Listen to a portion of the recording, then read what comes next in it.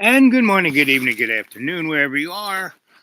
Here I am out in the deep green, sitting on my neighbor's porch, and I was trying to get out to go to church, and the cockroach kids, about a couple of weeks ago, basically were doing this, driving their cockroach mud buggies all over the place, but basically in a circle around me. They did it for 6 hours. It was quite interesting, and it was whenever anything annoying happens, you have to do two things: see about calming yourself, like I can- my hands are shaking because I tried to go to church today, and I hit this rut that the motorcycle did. We've had a lot of rain. I haven't gone anywhere since it's rained, so the water washed that, and basically, my car hit it, bumped back, and then slid backwards because I hit the stone apocalypse and it just and kind of went into the ditch. So now it's stuck. So the car isn't hurt. The wheel that would have pulled it out, the drive wheel, is up in the air by about that much. So it's not making any contact, so it's not going anywhere. So it seemingly the car isn't broken. It's just in a very interesting position where it blocks the road totally, um, and not going to go anywhere unless it gets pulled out. So I called a couple people to see who shows up, and I'm only less than one, maybe 2/10. No, not even that. I'm probably one football field length away from my house, right? So if I were to have a problem, this is the best place to have a problem, right?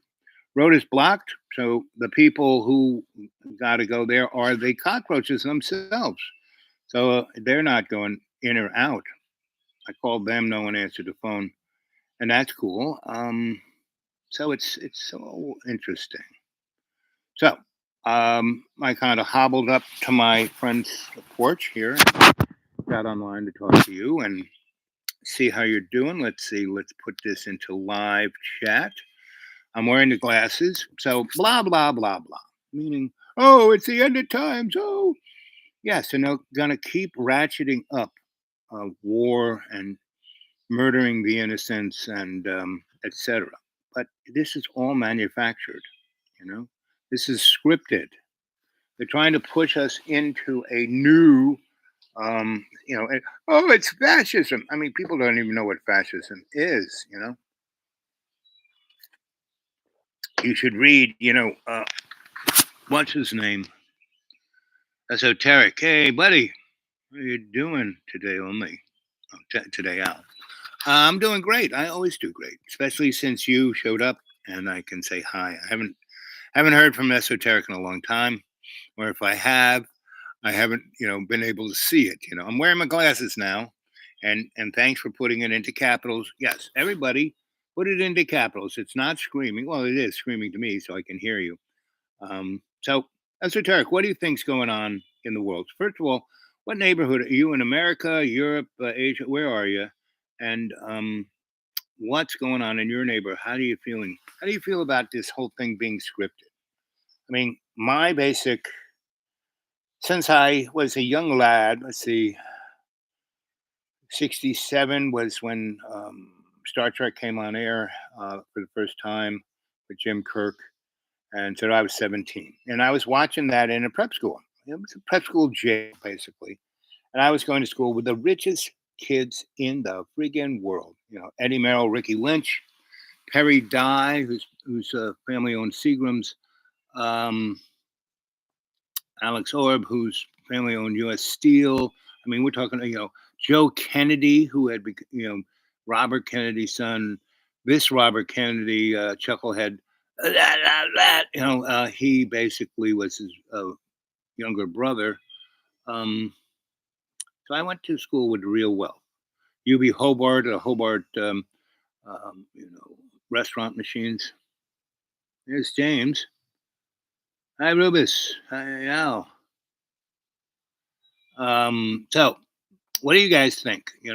So when I went to school, and I was in the '60s with these guys, and way up on the border of New Hampshire and Massachusetts, in a school called the Winchington School for Boys, and it had been a country club for the rich. The Winchington made all the toy. It was called a toy town, right? And made all the toys in the 19th century for kids, like from 1870 to 1950, maybe. So and so they had a shtick, they had a niche, and everyone was happy. They had a lot of money. The rich people basically made great things. They made a beautiful community center downtown that had a pool, hockey rink, basketball, you name it. It had it. Had a great school, had a great hospital. But after the toys dried up, so did all that, except for the community center, right? And especially once our school showed up, because we didn't have a gym or a pool or a hockey. So we would walk the 5 miles down that to that place, and that's where. So we would have not the end of our school day. We would start school at 7, like in the classroom, and at 10 we would walk. We'd have to have our gym stuff, and we would walk down that hill to do our sports, and then we would come back at 1, have lunch, and then stay in school until 7 p.m. And by doing that, and also we went to school 7 days a week. So we could have a short school year, right? We started school in October, and then we had a break around Thanksgiving and came back, just before Valentine's Day. And then we went from Valentine's Day until May. And then that was the end of the year. And so that was us. And so we were, it was a jail. We didn't go anywhere. But these kids were really rich. They were really entitled. And so no one, I mean, we were echolocated, meaning we were so far out in the woods that, we couldn't go anywhere, except this one train kind of pulled through the golf course at the very edge. And it was like a hilly area. So they kind of cut into that hill. So because these trains would be loaded with tons of stuff. And that was back in the days of, you know, steam. So electric, the diesel um, engine is basically an electric engine. The diesel engine makes the electricity, and then they have wires that go to all the cars, and there's motors on everything, and kind of, that was the beginning of Tesla. Not really. But anyway, that train would come by us, and it would cut into this hill. And so if there was an open door of a box cart, you could just step in. And this thing was doing 3 miles an hour, so it was no big deal to step in. And the train would come up and then go down and down and down and down and go into town and pull by a siding, and they would decouple certain cars, and because that place had railroad tracks going different directions. One kind of going up to Canada, one kind of going to Chicago, one going down south, one going over into Maine. So 99% times the train would pull into a siding, and if we got on a car that was in the beginning of the um, train near the engine, basically it would stop where there was a platform, and you could just step off and go on a platform and walk over and go into town. That thing was right in the backside of town. So anyway, that's what we did. Now, for we couldn't do that quite for sports, because the school would say, "Oh, we know they're doing that," and then they'd be responsible. Two, these trains ran on a schedule, and they really didn't pull through there except late at night, early in the morning, and around 2 or 3 in the afternoon. So, and a lot of the guys had girlfriends downtown, because those girls knew that these boys were super rich. If they got knocked up, they get a big payday, right? So it was quite an interesting school, and that was the latter part of the 60s. I started going there in 66, 66, 67, 68, 69. Yep, I graduated in 69. So that's my, and I, before then, I went to a seminary called Canterbury in New Milford, Connecticut, right? And so if you go look at the yearbooks of those years, 60, in Winchton in 69, 70, and Canterbury, I think it's 64, 65. You will see my presence. Let's see, what are the kids talking about here?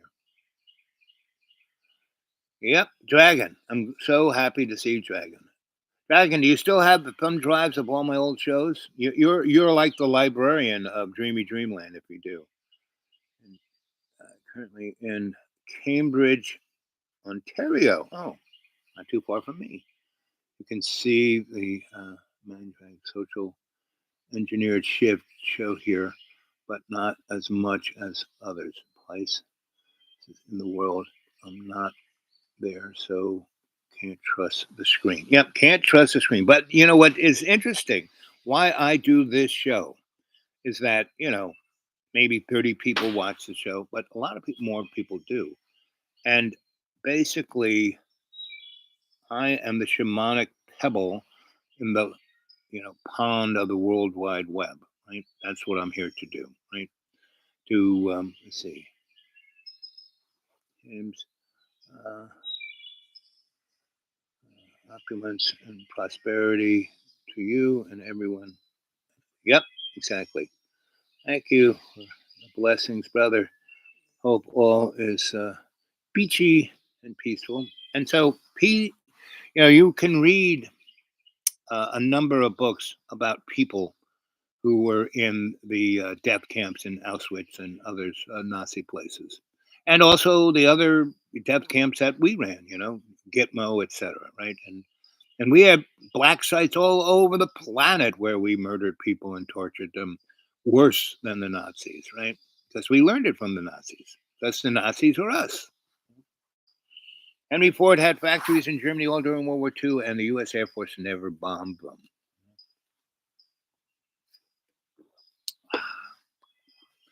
And the whole idea of World War II was, again, not that Germany was going to win, but Germany was going to bump itself up technologically to a place way beyond, where we were, way beyond the 18th century. We're like, at World War II, we were like in 19th century technology, and because Tesla invented wireless transmission of electricity and tons of other stuff that would have what given everyone abundance, right, and ended war.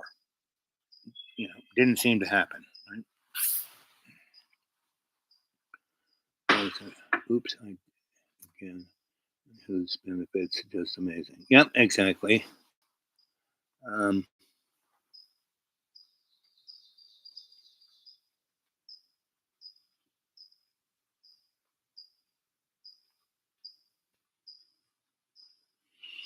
so I don't have a passport, and John Birmingham. Um, I think I can't prove. And remember, good morning, good evening, good afternoon, and don't believe a word I say. But when I was at Johnny Boys, he kept throwing me out, and sometimes like I had to get out like that. So I didn't have all my papers. And one of those times oh, please come back, please, Jose, blah, blah, blah, please come back, please come back. And I basically came back and basically had this box that my grandfather had made. He was a great anything with his hands. That's why I'm good at it. And he worked as an engineer, and he made cabinetry, line cabinetry, on the side to make money for those 8 kids he had. Anyway, so he had this box that was made out of mahogany that had inlined pearl, right? A beautiful design. And basically, I came back, and in that box was my birth certificate, my wedding thing with Donna, photos of Donna and I getting married, pictures of my grandparents getting married, and their wedding certificate, and other documents like that. And when I came back, I couldn't find them. right? And I had stuck them up in the corner in the closet in the back. And when I came back, it was gone. I said, John, where is my documents? I don't know. Anyway, if I knew everything he does is mine, I own everything. And then, like a day, two later, he threw me out again. 32 times he threw me out, right? That's why I don't go back, because Freud said if you do the same thing over and over and over and over again, expecting a different outcome, that's it. Right? So my car is stuck. It's not going anywhere. I mean, it's definitely not going ever. Pretty much not going nowhere. And so, um, so I have to look at that. The car isn't broken. It's just magically stated. The one drive wheel is off the ground by that much. So that vehicle ain't going. I can hear it turning, but it's not going nowhere. So, so it's not broke, it's not damaged, but it's not going nowhere. So the cockroaches can't get into their place. See what they do. If they, you anyway, it'll be interesting to see what they do. Um, they haven't been around, so maybe they're not coming back. Who knows? So I guess the universe said, "Oh no, Al, you stay here." Ow. I called up two people with trucks and know how to move things, and they're burly man. They're construction guys. They are, and then my buddy, who's not so much on any of that. So we'll see what the gang does. See if they even show up. So these people know me really well, helping them out a lot. They're members to the different churches I go to, and we'll see how Christian they are. See what they do. So, um, that's the situation, at least physically, right? Now, spiritually, and me on things. So I'm just telling you the story, right? So I can't really leave the country because I don't have a passport. John, my passport was in that. My license, my master electrician's license, everything that. But I have kind of copies of everything. I have newspaper articles, from the '70s of all the amazing things I did with my picture going. So it's not, people want to know who I am. They just have to watch this thing. But anyway, it's obvious the universe says, no, Al, you need to stay, and you got the deep green for a reason. And so I kind of everyone says, oh, you need to find another place to live. It's so dangerous where you live. Blah blah blah blah blah. Like, and they're right in a way, meaning all the roads to me are destroyed. They aren't seemingly fixing them anytime soon. They rip them up even more. And this was supposed to be all done by April. And now they're saying it might take 3 years. I definitely keep you in mind. I keep putting travel on the back burner because of sabotage. Yes, exactly. I mean, I was smart. I did all of my traveling between the age of 13 and 33. I traveled the world. I traveled all over America. And when I traveled, I just didn't go places like for a weekend. I would go someplace and stay there 3 months, 4 months, a year, and get a job, get to know people, get a girlfriend, get a nice place to live, make some money, right? And study the dynamic. That's kind of in my travels. That's where I learned to be that esoteric, shamanic, psychosocial, cultural, forensic anthropologist, right? Keep in mind, I keep putting travel in. Take care first. Yeah, that's exactly. So I had a heart surgery done 3 weeks ago, and it seems to have worked. And I'm not dying. They almost tried to kill me. I mean, they did. They did. The attempt was made, but didn't happen. We'll keep in touch. Yep. Let's see. Brilliant email. Anytime, brother. Yep.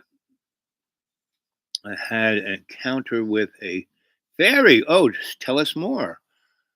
Elemental in the cemetery here. Very interesting to experience. Yes. So tell me about it. Fairy elements of the air. Okay, that's what I take. It's teaching me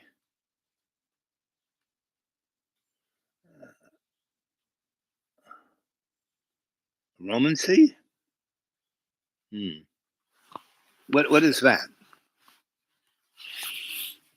I mean, they're fairies. I mean, I got every kind of elemental, dimensional, you name it, they're here, right? And I'm sure what happened to my car has more to do with that than anything else.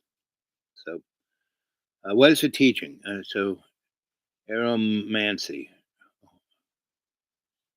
You mean bring things back from the dead, um, or how to smell flowers, or how to be more loving? Which one is it? Anyway, here it is, 20 minutes and 42 seconds. Good morning, good evening, good afternoon, whatever you are. Thumbs up to everybody, and come and visit. Um,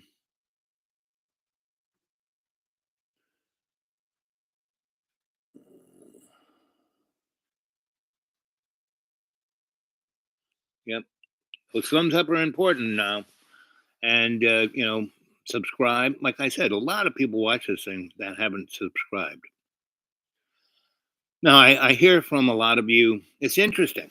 I've had over, in the last 5 years, let's say, I probably had more than 200 people get a hold of me at the dude awake 42 at Gmail. And I mean, email me saying, I watched you on John's and then I came to your thing and I need help. I'm really stuck.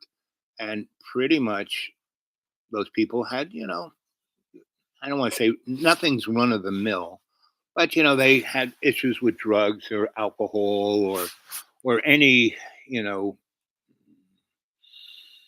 what do you call it, habit, because that's all that shit is. It's a habit. It's not really. It's not psychological. It's not physical. It's not in a lot of ways emotional. The unknowns are definitely all around us. You're blessed. They let you see them. Yes. It looks like Mantis and was royalty. It was powerful over air elements. It's very much connected with insects and plants. I mean, so there are no turtles around here, but my place is covered in turtles, right? I mean, the major animals that were around me were,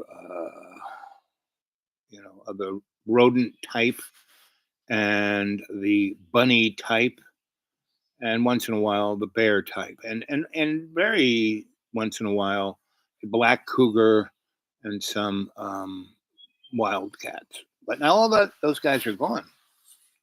And what's the animal that's and the ant had always been a major player here, but that's the number one. I mean, the no-see-ums are around right at that period of time when the sun is going down or coming up, so they're not really there with me all the time. I look like let's see. It can be dangerous to encounter these things, and they're really present themselves to humans. I was lucky and honored to have such an amazing experience. Yes, ants are a bug. One, two. Yes. So ants, they're everywhere. And they can be really annoying, or they can just be there. And in my case, the annoying part comes from me. I'm the annoying one. I'm like in their space, right? But they're very relatively um, not making a mess like all the other character actors did. Right? These guys are just there, right? And if I, go to my higher self and communicate with them, they kind of are on the down low. So I don't get in my food, don't do this, don't do that. But when I'm annoying, I can be, like a big thug who just kind of, you know, and I try not to do that.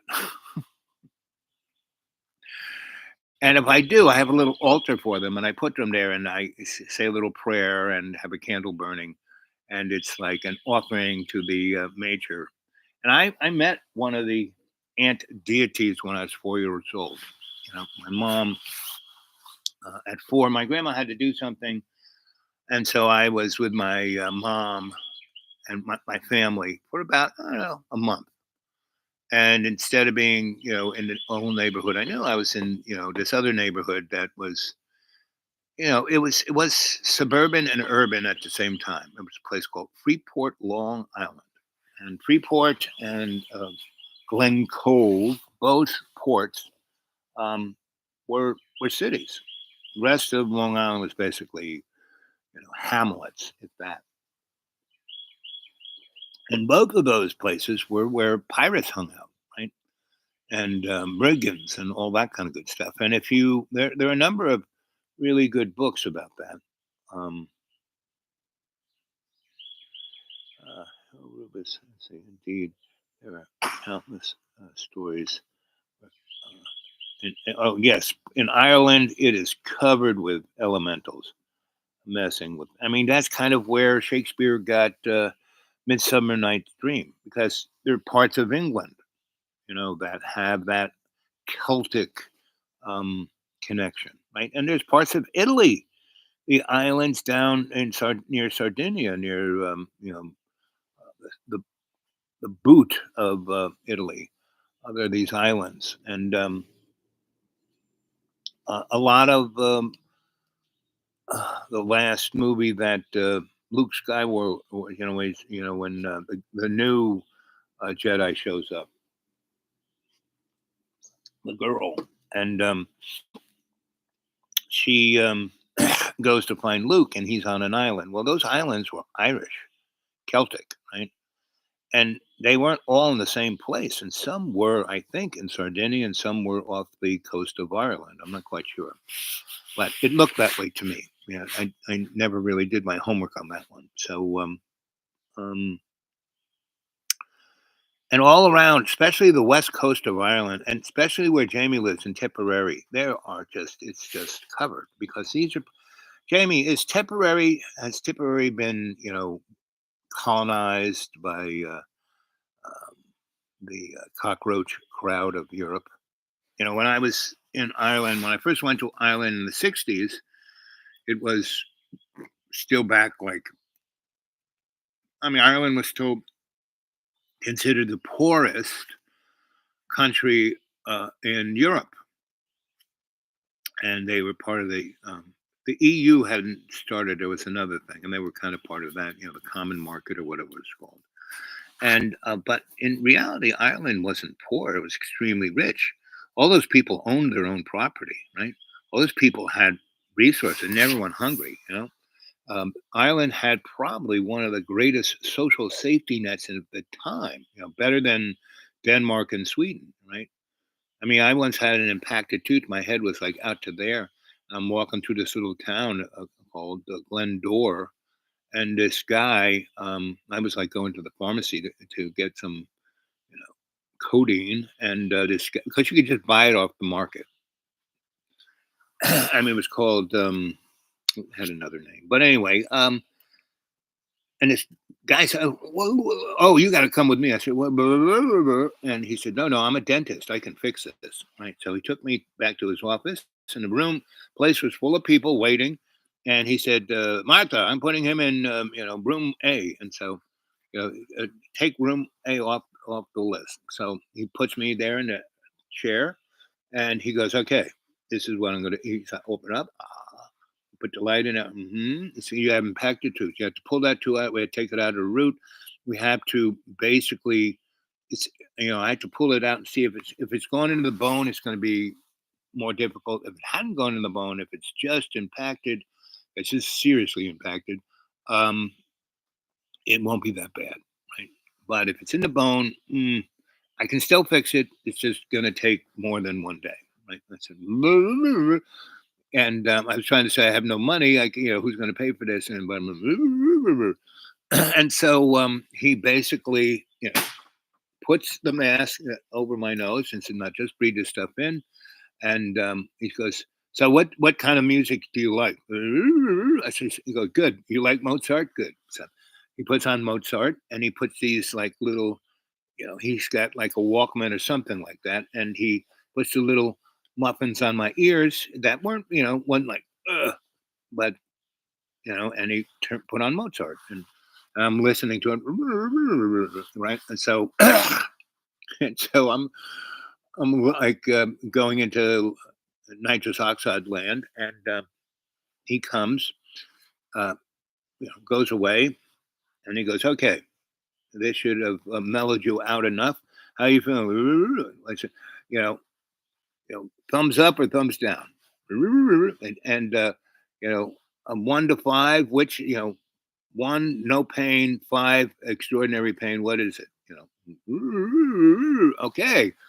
So I'm going to hit you up with some of my special jungle juice, and this is going to like numb everything from a foot above your head, to your shoulders, right? So now this needle, I'm going to put it in pretty deep, and first I'm going to do a topical.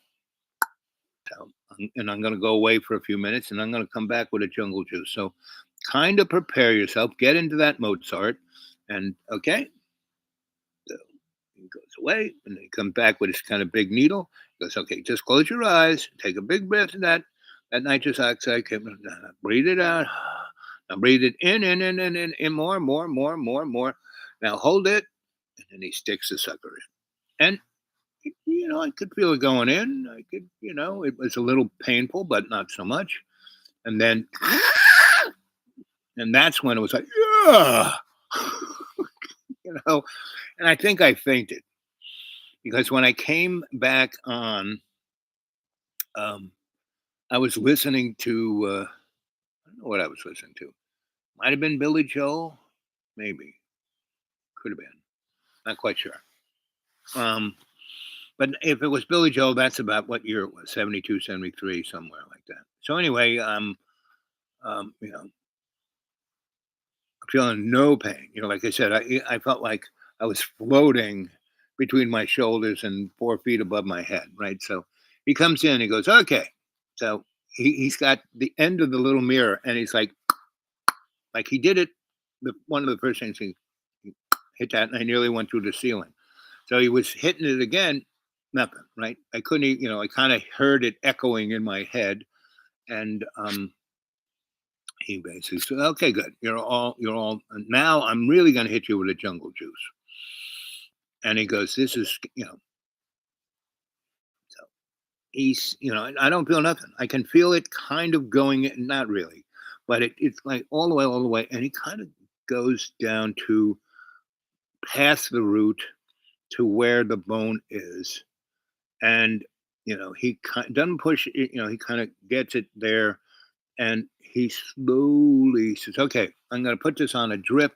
It's going to go drip, drip, drip, drip, drip, right into your bone. I mean, that bone there is kind of semi-porous, and it's going to basically go throughout your whole jaw, right? And so you think you're knocked out now. I mean, you're not going to go unconscious, but you're going to feel like a brick." So he did, and he says there's a lot of antibiotics and other things in here that whatever infection you might have, not only will it kill the pain, it will kill the infection. So I'm going to put it on the drip, probably an hour, no problem. Right, keep breathing that nitrous oxide, right, and so I do that, and so it was, quite interesting. So um, anyway, uh, every so often, my car in the middle of the road pops into my mind, right? So anyway, by around 11, so he grabbed me around 7. By around 11, he comes in and says, okay, we're going to pull the tooth. So he takes everything out. I'm still breathing through the thing. I'm still listening to Mozart. And, you know, basically I hear a crack, and he pulls out and he goes, oh, good. You know, it's, I took it out all in one piece. The root tip is not it's infected, but it's not like if it was this color and gooey, the chances of it getting into your bone were high. But there's not. It's kind of almost what it should be. It's above that tip that it gets worse and worse and worse. And it's mostly the tooth that was infected. So it's you're a lucky boy, right? So He goes, but I'm going to change the bottle to something even more exotic that will make sure that you never get an infection in your jaw. And so he goes, changes the bottle and goes, okay. So another 30 minutes or so of this. And because this one is under pressure, blood in air in my blood. No, no, no, no, don't worry. This is pressure, not air in the thing. There's a little bag in there that is expanding and pushing the goo into your bone structure. So he does that, and it has a very strange taste, but really my everything above my shoulders is a brick. So he comes back, he starts, drilling away and doing this and getting ready, and then he puts in, he goes, I've done an impression of your tooth. So, my girl is making you the tooth, and that'll be ready in about an hour. And I'm preparing this, and now I'm like, again, a third bottle of sacred sauce, and I'm going to pack the hole. So it'll be dry, and whatever blood was there, will stop bleeding. This stuff will stop any kind of blood bleeding. And so he comes back. He kind of then with his girl, and they kind of stick that tooth in there. And then he gives me, he says, okay, I'm going to give you this shot. It's a B12, and it should really, into my vein. Because he also had me on another drip, like to keeping me hydrated, because that's the secret. Can you hear the rain?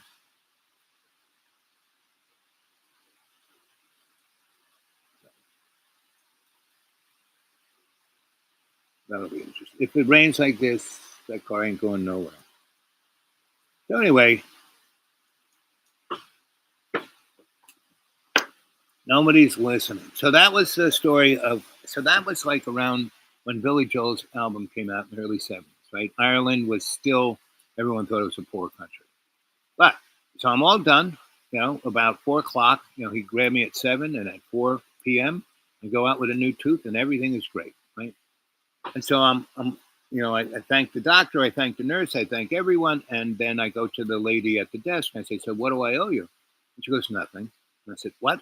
And she goes, "Well, we have, single payer free healthcare here in Ireland. Everything from you name it, whatever's wrong with you, the medical system will take care of it, and you don't get charged for anything." And she said, basically, that is that because we find it way cheaper to take care of people when they're just a little ill instead of ignoring them until they get catastrophic, like it's done in America, right? And so I go, oh, okay. So that was my experience with single payer healthcare. So no one's there. I one thumbs up. Thank you very much. Whoever did that, it was either Amy or Esoteric. Dragon, thank you for showing up. And anybody wants to get a hold of me, I don't know if that's. I don't think it's hail. I think it's things coming from the trees. So it's raining here. You can see. You can see the rain.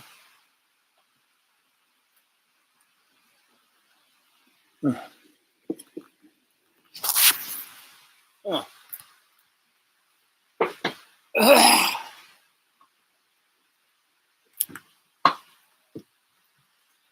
I hope it's not hail.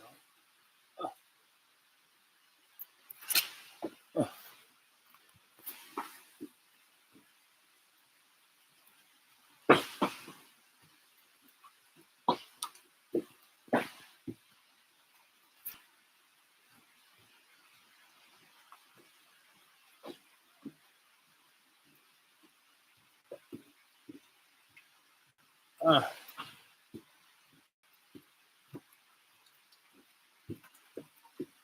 I don't know if you can see the car.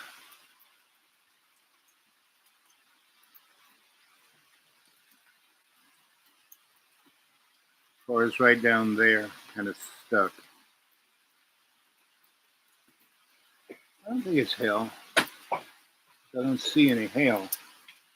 Anyway, so that's my friend's deck. And I'm going to close out now. I'm going to come back. Let's see, what time is it now? It's 10:30, almost 11. And screen. And